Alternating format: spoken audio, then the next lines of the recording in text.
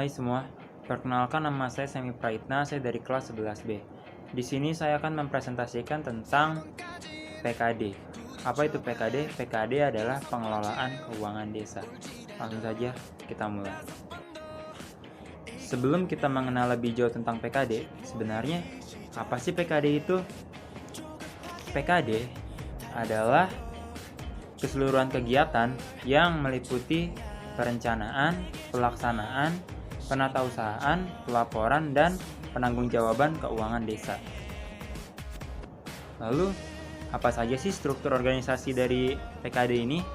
Struktur organisasi pengelolaan keuangan desa adalah kepala desa yang bertugas sebagai pemegang kekuasaan pengelolaan keuangan desa, dan sekretaris desa yang bertugas sebagai koordinator PT PKD, dan ada kepala seksi yang bertugas untuk pelaksanaan kegiatan bidang penyelenggaraan pemerintahan desa, kepala seksi yang bertugas pelaksanaan kegiatan bidang pembangunan dan pemberdayaan desa, dan ada juga kepala seksi yang bertugas untuk pelaksanaan kegiatan bidang pembinaan masyarakat desa. Dan ada juga bendahara desa yang bertugas untuk mengurus urusan keuangan dan urusan umum. Lalu apa saja sih tugas pokok dan fungsi dari perangkat desa? Kepala desa berfungsi untuk menetapkan kebijakan tentang pelaksanaan APB desa, menetapkan pelaksanaan teknis pengelolaan keuangan desa, menetapkan petugas yang melakukan pemungutan penerimaan desa, menyetujui pengeluaran atas kegiatan yang ditetapkan dalam APB desa, melakukan tindakan yang mengakibatkan pengeluaran atas beban APB desa. Sekretaris desa bertugas untuk menyusun dan melaksanakan kebijakan pengelolaan APB desa, menyusun rancangan peraturan desa mengenai APB desa, perubahan APB desa, dan pertanggungjawaban pelaksanaan APB desa. Melakukan pengendalian terhadap pelaksanaan kegiatan yang telah ditetapkan APB desa, melakukan verifikasi terhadap rencana anggaran belanja, bukti-bukti penerimaan, dan pengeluaran APB desa atau SPP. Kepala seksi bertugas untuk menyusun RAB menjadi tanggung jawabnya, melakukan tindakan dan atau bersama lembaga kemasyarakatan desa yang telah ditetapkan dalam APB desa, melakukan tindakan pengeluaran yang menyebabkan atas beban anggaran belanja kegiatan, mengendalikan perkembangan pelaksanaan kegiatan kepada kepala desa, pelaporan perkembangan pelaksanaan kegiatan kepada kepala desa, dan mengajukan SPP dan melengkapinya dengan bukti-bukti pendukung atas beban pengeluaran pelaksanaan kegiatan. Sementara bendahara desa memiliki tugas untuk menerima, menyimpan, dan menyetorkan atau membayar, memungut, menyetorkan PPh dan pajak lainnya, melakukan pencatatan setiap penerimaan dan pengeluaran, serta melakukan tutup buku setiap akhir bulan secara tertib. Mempertanggungjawabkan uang melalui laporan pertanggungjawaban. Struktur keuangan desa terdiri dari 3, yaitu pendapatan desa, belanja desa, dan pembiayaan desa. Pendapatan desa terdiri dari 3, yaitu ada pendapatan asli desa, pendapatan transfer desa, dan pendapatan lain-lain. Pendapatan asli desa terdiri atas hasil usaha, hasil aset, swadaya, dan lain-lain pendapatan asli desa. Sedangkan pendapatan transfer desa terdiri dari dana desa, alokasi dana desa, bagi hasil pajak dan retribusi, serta bantuan keuangan pemerintahan kabupaten, kota, ataupun provinsi.